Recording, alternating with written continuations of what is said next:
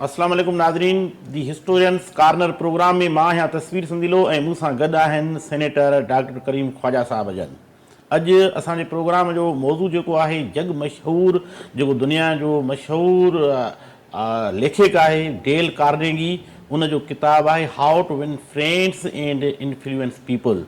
उनजो उर्दू में बि तर्जुमो थियल आहे ऐं उन किताब में छा आहे ऐं उन किताब जो जेको तत्व आहे उहो इन रीति आहे त इंसान पंहिंजी जेका ज़ाती ज़िंदगी आहे ऐं समाजी ज़िंदगी जेका आहे उन में माण्हूअ जो किरदारु जेको आहे अहम रोल प्ले थो करे, जंहिंमें माण्हूअ जी गुफ़्तार, माण्हूअ जी गुफ़्तगू जा अंदाज़, हाकारी सोच, रवैयो, बुनियादी शयूं जेके आहिनि उहे जेके सो माण्हू खे न रुॻो ज़ाती ज़िंदगी पर कारोबारी ज़िंदगी में बि कामयाबु बणाइनि थियूं ऐं माण्हुनि जे लाइ क़ाबिल क़बूल उहा शख़्सियत हूंदी आहे जेका तनक़ीद खां ॿिए पासे ते आहे ऐं माण्हुनि जी इज़त। सुकरात खां कंहिं पुछो त तव्हांजी नज़र में वॾो माण्हू केरु आहे, त सुकरात चयो त मुंहिंजी नज़र में वॾो माण्हू उहो आहे जंहिंजे अॻियां नंढो माण्हू वेहे त उनखे पंहिंजी नंढाईअ जो अहसासु न थिए। जेतोणीकि सुकरात वॾो आलिम हुयो पर उनजे बावजूदि हुनजो रवैयो जेको डेल कार्नेगी जिन रवैयनि जी ॻाल्हि थो करे त हुनजो रवैयो आम माण्हू ॾांहुं बि इहो ई हुयो त माण्हू खे ड्यू रिस्पेक्ट जेका आहे जेका डिज़र्व करे थो उहा ॾियणु खपे। भिटाई चयो त ॼाणी तब न ॼाण ईदर अॿोझनि जो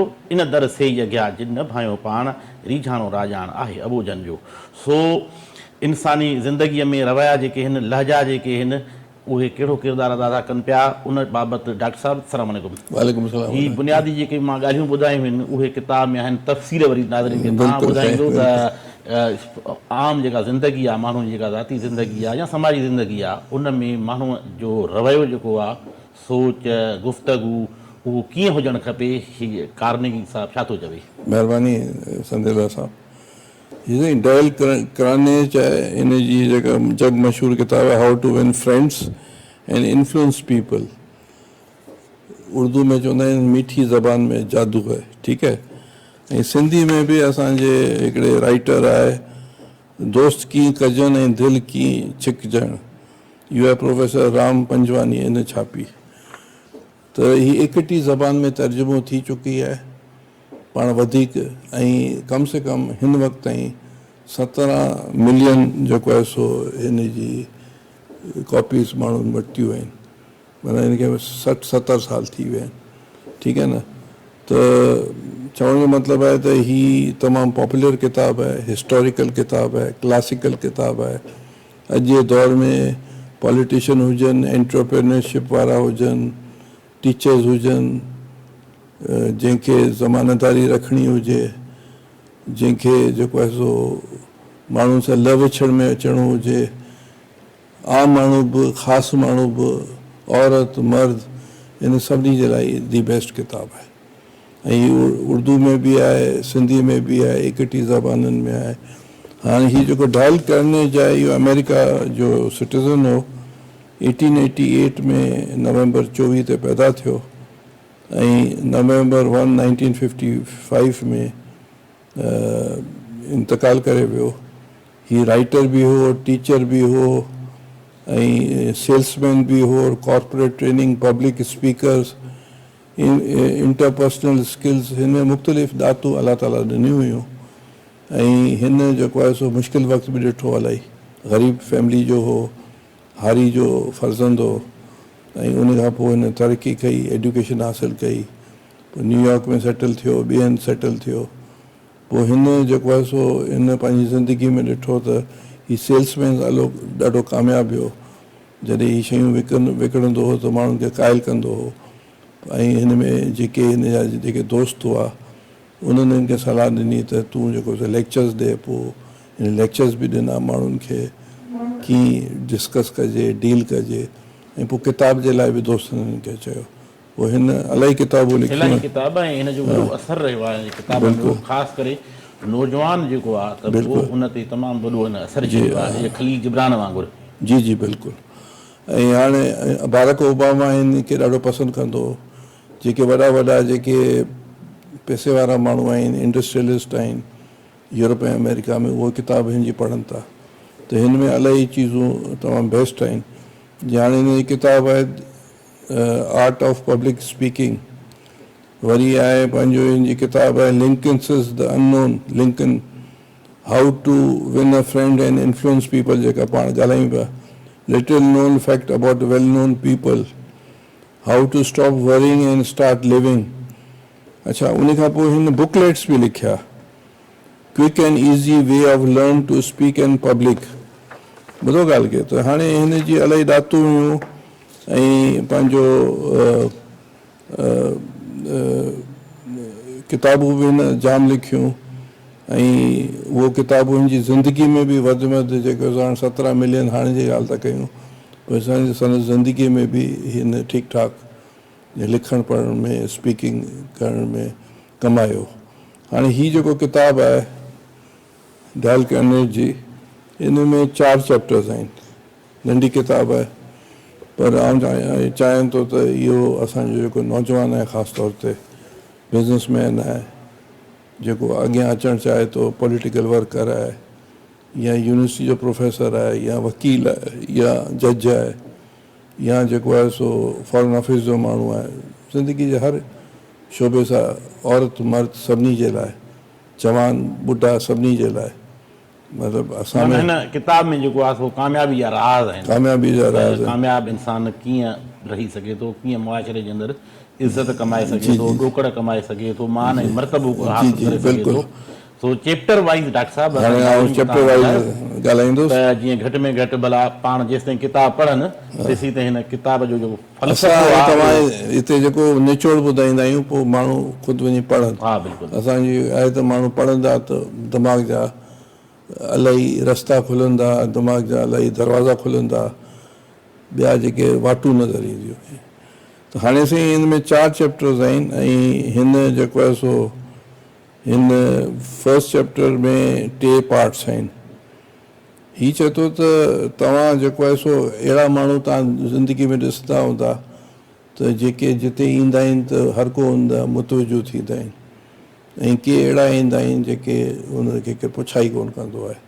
उनजो रीज़न छा आहे? उनजो स्टाइल हलण जो हुजे सही, उनजो जेको आहे सो चहिरे ते जेको आहे सो ख़ुशी मुस्कुराहट ऐं जेको आहे सो हिकिड़ी ऑप्टिमिस्ट माना जेको आहे सो सुठो हिकिड़ो पैगाम हुजे त माण्हुनि खे ॾिसंदा, कचहरी कंदा.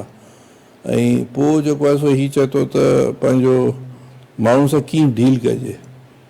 हीअ चए थो त जेकॾहिं तव्हां माण्हू खे चवंदा, मिसाल आउं तव्हां सां ॻाल्हाईंदुसि, आउं चवंदुसि तस्वीर संदेलो साहब या संदेलो साहब, या आउं चवंदुसि भाई साहब, या आउं चवंदुसि अदा, या आउं चवंदुसि साईं, त हिन जो चवणु आहे त इहे जेके एतिराम वारो आहे त तव्हां नालो वठी करे चओ.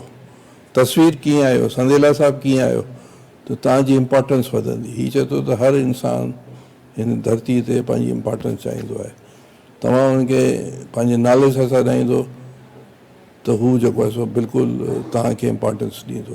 हिकिड़ी ॻाल्हि हीअ थो चए. ॿी हिकिड़ी ॻाल्हि थो चए त तव्हां जेको आहे सो पंहिंजो तव्हां जेको सो ॾिसो त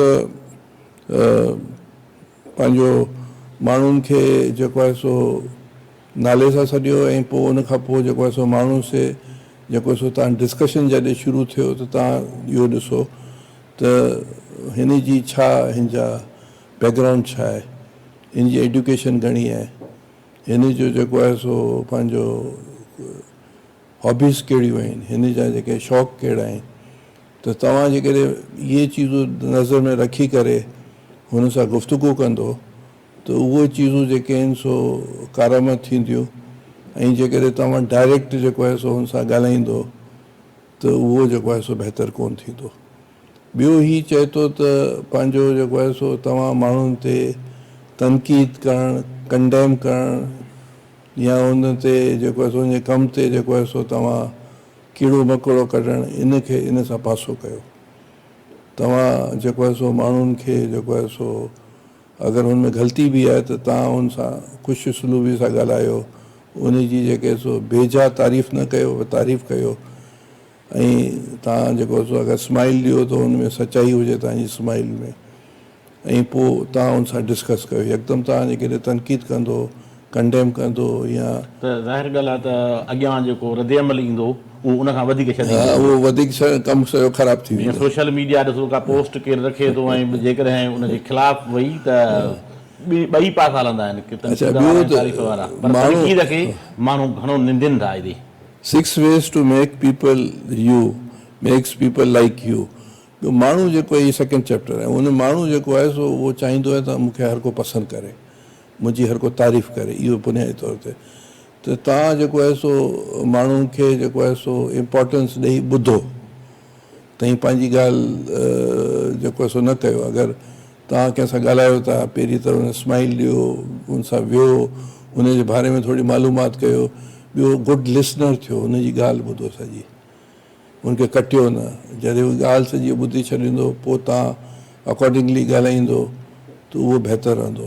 जेकॾहिं हू ॻाल्हाए पियो या हू ॻाल्हाए पई ऐं तव्हां विच में टुप हणंदो त उहो कमु ख़राबु थी वेंदो। त हीअ चए थो त माण्हू जी तारीफ़ कयो, पर हरूभरू फ्लैक्ट्री न कयो, हरूभरू ख़ुशामदी न कयो, पर दिलि सां हुनजी क्वालिटीज़ खे चओ त हर माण्हू में क्वालिटी सुठियूं हूंदियूं आहिनि। हीअ मिसाल थो ॾिए त हिकिड़ो बिज़नेसमैन हुआ, हुननि खे बिज़नेस जो जेको आहे सो साइन करणी हुई। जीअं पहिरीं हू जेको ॿियो हूंदो आहे जंहिंखे करिणो हूंदो आहे, हुन सॼी मालूमात कंदो आहे, ख़बर पवंदी त हीअ जेको मच्छी जो शौक़ीन आहे, फिशिंग जो शौक़ीन आहे, फिशिंग जो शिकार कंदो आहे, पोइ उन ते हू अधु कलाकु मुनो कलाकु ॻाल्हाए करे पोइ पंहिंजी ॻाल्हि कंदा आहिनि त सॼो मसइलो हल थी वेंदो आहे। अहिड़ा हिन मिसाल बि जाम ॾिना आहिनि। ॿियो जेको आहे सो हिन इहा ॻाल्हि कई आहे त जेको आहे सो तव्हां जेको आहे सो माण्हुनि खे तव्हां इहो न चओ त तव्हां पंहिंजी जेका ॻाल्हियूं न ॿुधायो कि भई मूं हीअ कयो, मुंहिंजो इहो कारनामो आहे, मुंहिंजो फलाणो आहे, मूं हीअ कयो। इहा चीज़ अॻिलनि खे पसंदि कान्हे। तव्हां कंहिं महफ़िल में था वञो, उन महफ़िल में तव्हां ॾिसो त उनजो मिज़ाज छा आहे। अगरि उहो महफ़िल में जेको मिज़ाज जेको आहे मुख़्तलिफ़ मिज़ाज जो, मिसाल के सभु वेठा आहिनि, उहो क्रिकेट जा शौक़ीन आहिनि, उते तव्हां वञी करे जेको आहे सो ॻाल्हि कंदो त यार फुटबॉल जी ॻाल्हि कबी त न वणंदी हुनखे। उनखे तव्हां चवंदो त बाबा हीअं जेको आहे सो पंहिंजो आउं प्लेन में अचां थो, प्लेन में हीअ ॻाल्हि, त माण्हू खे ॻाल्हि वणंदी कान। मिसाल सम्झाइण ख़ातिर त तव्हां महल खे ॾिसी करे ॻाल्हायो, महल खे ॾिसी करे कयो। ऐं जेकॾहिं को तव्हां अगरि तमामु नाराज़ आहियो, गुस्से में आहियो, या अॻिलो को नाराज़ आहे, गुस्से में आहे, त उनखे काम करण जे लाइ हुनजी ॻाल्हि ॿुधो। या तव्हां अगरि कावड़ में आहियो त उहो तव्हां पंहिंजी जेका सो पाण कंट्रोल करे पोइ ॻाल्हायो। त ऐं अहिड़ो कयो जेको आहे सो हू तव्हां सां सहमत थिए। अगरि हुनजी ग़लती बि आहे त हुनखे डायरेक्ट न चओ, हुनखे चओ त यार हिनखे हीअं थियणु खपे, हिनखे हीअ, पोइ हुनखे इनडायरेक्टली चई सघो था। ऐं हीअ चए थो त जेकॾहिं तव्हां अगरि मिस्टेक कयो था त उहो तव्हां जेको आहे सो बिल्कुलु कन्फेस कयो त यार मुंहिंजी इहा मिस्टेक आहे। इन में तव्हांजो बढ़ापो थींदो ऐं तव्हांजी इज़त वधंदी, ऐं अॻिलो जेको आहे तव्हांखे इज़त कंदो, तव्हांजी ॻाल्हि रखंदो। पर जेकॾहिं तव्हां इहो चीज़ न कंदो, पंहिंजी ग़लती खे एक्सेप्ट न कंदो ऐं उनखे रिग्रेट न कंदो अॻिले जे साम्हूं, त उहो कमु ख़राबु थींदो। ऐं तव्हां इहो न सम्झो त हर माण्हू तव्हांखे पसंदि कंदो। माण्हू कंहिंखे पसंदि कंदा आहिनि, कंहिंखे नफ़रत कंदा आहिनि, पर तव्हां अहिड़ा रवैया रखो जेको कम से कम उहो ई जेके अॻिते हली करे तव्हांखे अगरि पसंदि नथा कनि त नफ़रत न कनि, तव्हांजी कुझु न कुझु जाइ हुजे। त इन लाइ तव्हां उनजा रिलेशनशिप्स रखो ऐं उन रिलेशनशिप में इहो एक्सपेक्ट न कयो त हर माण्हू तव्हांखे पसंदि करे थो। ॿियो हीअ चए थो त जेके how to win people you way thinking, how you can win the arguments. अगरि केरु बहस करे थो त लेट देम हियर, उहो जेको बहस करता है बाबा हीअ थिए, ख़ासि तौर ते नौजवान कंदा आहिनि या हर उमिरि जा माण्हू कंदा आहिनि। त उनजी आर्ग्यूमेंट्स तव्हां हरूभरू जेको आहे सो महल खे ॾिसी करे पोइ आर्ग्यूमेंट्स कयो। तव्हां जेको आहे सो आर्ग्यूमेंट जे बजाए आर्ग्यूमेंट तव्हां जंहिंसां डिसएग्री कयो ऐं आर्ग्यूमेंट्स कंदा, उहो चीज़ूं तव्हांखे पसंदि कोन ईंदियूं। अच्छा, उन खां पोइ हीअ चए थो त सुकरात जो हिन मिसाल ॾिनो। चई सुकरात जेको हिकिड़ो अज़ीम फिलासफर हो ग्रीक जो, उनजो जेको वे ऑफ जेको आहे सो हो स्पीकिंग इहो हो त हू माण्हुनि खे ॿुधंदो हो ऐं पोइ अहिड़ा सवाल कंदो हो जंहिं ते हू जेके माण्हू जवाबु ॾींदा हुआ उनमें ई आंसर हूंदा हुआ। त इहो हिकु स्किल टेक्निक आहे की वक़्त सां गॾु तव्हां माण्हुनि खां अहिड़ा सवाल पुछा कयो जंहिंमें तव्हांजो इंट्रस्ट निकिरी अचे। ऐं हुनखे ॿुधो ऐं पोइ वरी हुन सां नंढा नंढा सुवाल कयो। सुकरात जेको दुनिया जो फस्ट जेको रिटन फिलोसफर में आहे त हू पंहिंजी ज़बान सां जेको आहे सो मीठी ज़बान सां इंट्रो में बि इहा इहा ॻाल्हि ॻाल्हि कई न त हुन बुनियादी अज़ीम माण्हू जी जेका वसब ॿुधाई उहा ई वसब ॿुधाई त माण्हू सां रवैयो बुनियादी तौर ते नंढो हुजे वॾो हुजे पर रवैयो असल में वॾो रोल प्ले थो करे तालकात खे मेंटेन रखण में वधाइण में या टोड़ण में।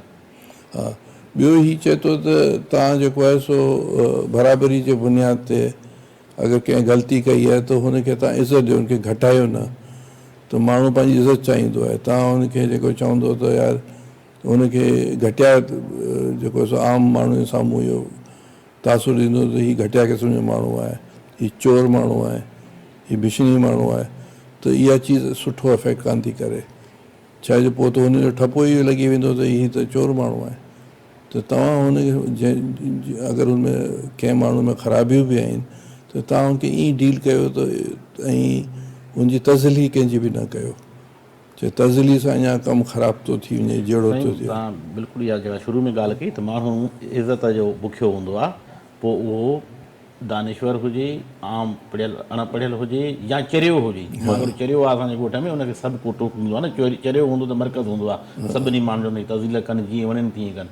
पर उन चरे खे जॾहिं बाबा चवंदो हो, चवंदो बाबा खे सॾु कंदो, उर्दू में ॻाल्हाईंदो आहे उहो कुर्बान बेटे, त बाबा चवंदो आ शीरू बेटे, त ख़ुशि थी वेंदो, ख़र्चादो मुंहिंजे वटि, सॼे ॻोठ खे ॻाल्हियूं ॾींदो उहो चरियो, पर बाबा जी इज़त कंदो, बाबा हुनखे इज़त ॾींदो, नालो वठी आई। त इन करे हर माण्हू पंहिंजी इम्पोर्टेंस चाहे थो, तई कंहिंजी तज़ली न कयो, तई माण्हुनि जे साम्हूं कंहिंजी इंसल्ट न कयो। जेकॾहिं तव्हांजो उन सां रिलेशनशिप आहे बि न बि आहे त उनखे तव्हां मीठी ज़बान में ॻाल्हाए करे पोइ अकेले में चई सघो था यार हीउ ग़लति थियो आहे। चारि माण्हुनि जे साम्हूं कंहिंजी तज़ली न कयो। चरियनि खे बि पंहिंजी जेका आहे उहा रिस्पेक्ट खपे। त इन करे हीउ चए थो त माण्हुनि खे ग़लति नालनि खां न सॾियो।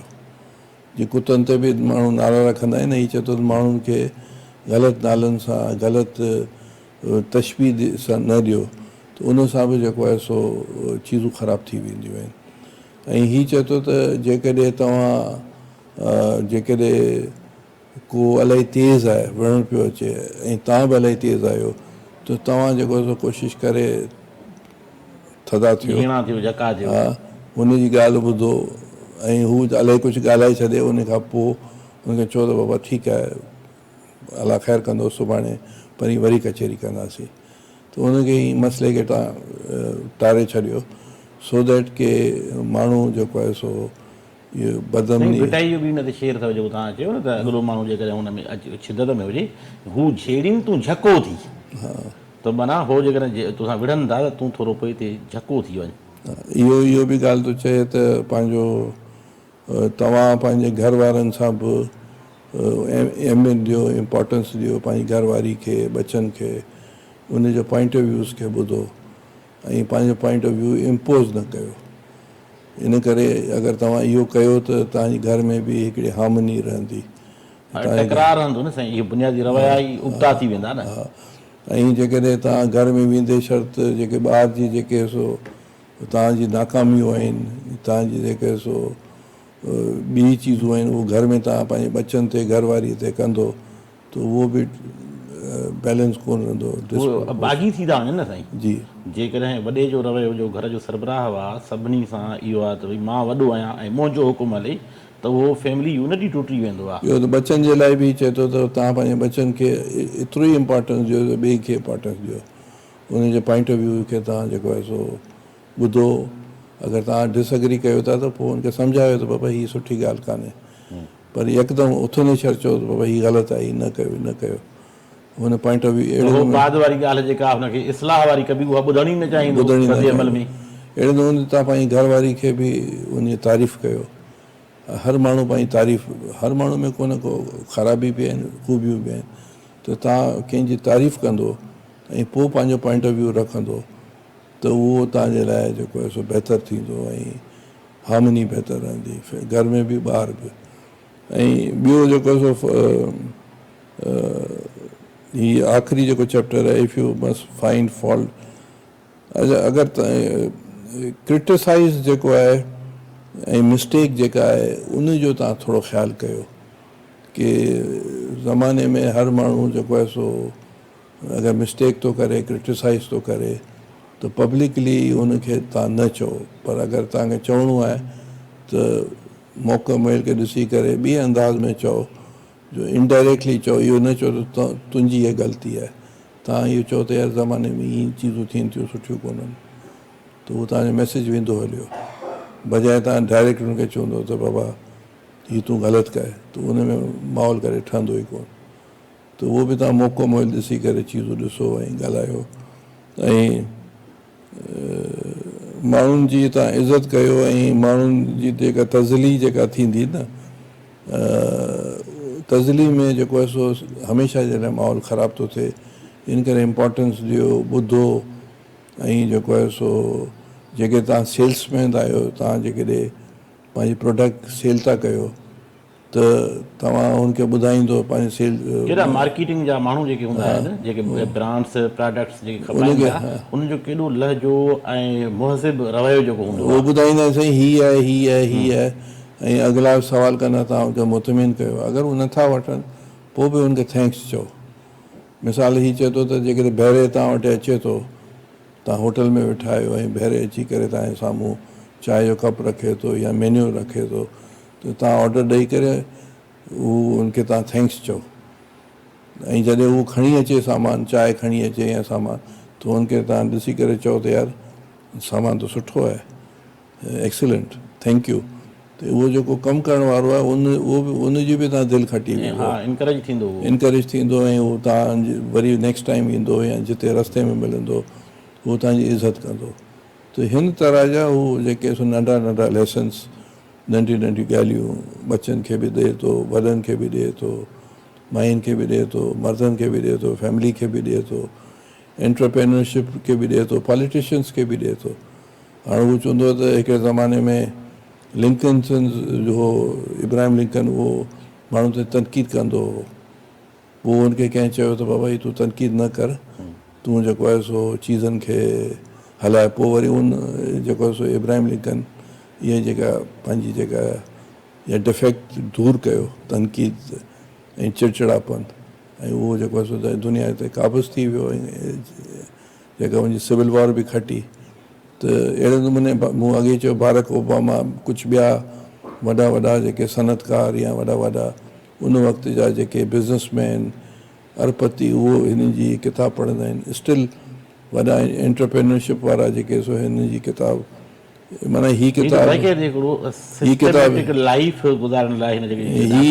किताब कम से कम हिकिड़े दफ़ा न 5-8 10 दफ़ा पढ़णु खपे, साल में हिकु दफ़ा पढ़णु खपे। नंढी किताब आहे, सो दैट के मिसाल तौर ते अगरि मुंहं में का ख़राबियूं आहिनि, मुंहं में का डिफेक्ट्स आहिनि, मुंहं में का जेके सो उनायूं तव्हां ते डॉक्टर साहिबु हीअ किताब तव्हां पढ़ियो आहे, तव्हांजी ज़िंदगी ते कहिड़ा असर छॾियईं? साईं हीअ असां पढ़िया हुआसीं जॾहिं मेडिकल कॉलेज में हुआसीं त उन ज़माने में स्टूडेंट पॉलिटिकल पार्टीज़ में इहा किताब ॾाढो मशहूरु हो, मीठी ज़बान में जादू आहे। त उहो ॾींदा हुआ त यार इहो पढ़ो की सो की ॿिया जेके मेंबर थियनि। ऐं जेलनि में बि जेके माण्हू वेंदा हुआ पॉलिटिकल प्रिज़नर्स, उन वक़्तु ज़िया जे दौर जी ॻाल्हि आहे, त असां इहो पढ़ियोसीं। हाणे आउं पाण साइकेट्रिस्ट आहियां, त मुंहिंजो त माण्हू सां डीलिंग ऐं जेको आहे सो जेको कॉन्टेक्ट पेशेंट जेके क्लाइंट आहिनि या उन्हनि सां, त असांखे त डील अहिड़े नमूने करिणो पवंदो, तॾहिं ई मरीज़ वञी ठीकु थींदा आहिनि। पर इहो मतिलबु आहे की आम ज़िंदगी में हर माण्हू जे लाइ इहो किताबु तमामु ज़रूरी आहे। हिन में मुख़्तलिफ़ चीज़ूं, टैक्टिक्स ऐं तमामु सिंपल लिखियलु आहे। त अगरि माण्हू में के उनायूं आहिनि, हाणे असां हिन उमिरि में बि आहियूं, चऊं था त पढ़ूं था त चऊं था यार अञा इहा चीज़ में असां में अञा इम्प्रूव कयूं, ख़राबी आहे उहो दूरि कयूं। त इंसानु त परफेक्ट आहे कान, त इन हिसाब सां इहा तमामु बेस्ट किताबु आहे ऐं हर माण्हू खे पढ़णु खपे। ऐं हिन में गुस्से जो कंट्रोल बि आहे, थी थो वञे हिन में ॻाल्हाइण जो कंट्रोल। हा, ॾिसो न, मीठी ज़बान में जादू आहे। इस्लाम जेको फैलियो उहो बि त हिन मीठी ज़बान जेका हज़रत मोहम्मद सल्लल्लाहु अलैहि वसल्लम असांजो पैगम्बर, आख़िरी पैगम्बर हो, उनजे जेको आहे सो मोहबत ॾियो माण्हुनि खे, मोहबत जे करे ई जेको आहे सो कुझु बि न ॾींदो माण्हू तव्हां कॾहिं हूंदा, उन खां पोइ इज़त ॾिए थो। जदीद दौर में जेके वॾा इनकलाबात आया या वॾी वॾी चीज़ूं थियूं, हाणे माओ ज़ेतुंग जो जेको लॉन्ग मार्च हो न, उन में माओ ज़ेतुंग जॾहिं लॉन्ग मार्च में वेंदो हो, पोइ उहो जिते राति रहंदो हो, पोइ वरी सुबुह जो उथंदो हो, त उन्हनि सभिनी ॻोठ वारनि खे चवंदा हुआ, बाबा असां तव्हां सां 6 कलाक 10 कलाक 20 कलाक गॾु हुआसीं, असां में कहिड़ी ख़राबियूं आहिनि, असांखे ॿुधायो त सो दैट असां पाण खे दुरुस्त कयूं। त लॉन्ग मार्च में माओ ज़ेतुंग इहो कयो। ख़ुदि एहतिसाबी जो अमल जेको आहे सो इवन कॉमरेड लेनिन बि इहा ॻाल्हि कई, जे ख़ुदि एहतिसाबी तव्हां पाण में कयो, पार्टी ते कयो, त पाण में डिफेक्ट्स दूरि थियनि। पार्लियामेंट जेका आहे असां वटि, उनजो कमु बि इहो ई आहे त बाबा जेके अगरि अपोज़िशन जो कमु आहे त हुकूमत जी के ग़लतियूं आहिनि उहो ॿुधायो, डिस्कस कयो। त हाणे उहो त इज्तिमाही तौर ते, पर इंडिविजुअल तौर ते बि ऐं कामयाबु ज़िंदगी जे लाइ इहा तमामु ज़रूरी किताबु आहे। वॾी महिरबानी डॉक्टर साहब, टाइम पूरो थियो आहे। नाज़रीन, डेल कार्नेगी जो किताबु ऐं डॉक्टर साहब जो उन ते जेको तबसरो आहे अॼु असांजे प्रोग्राम में शामिलु हुयो, ऐं ईंदड़ हफ़्ते वरी कंहिं नए लेखक ऐं नए किताब सां असीं हाज़िर थींदासीं। तेसिताईं इजाज़त ॾींदा, अला भाई।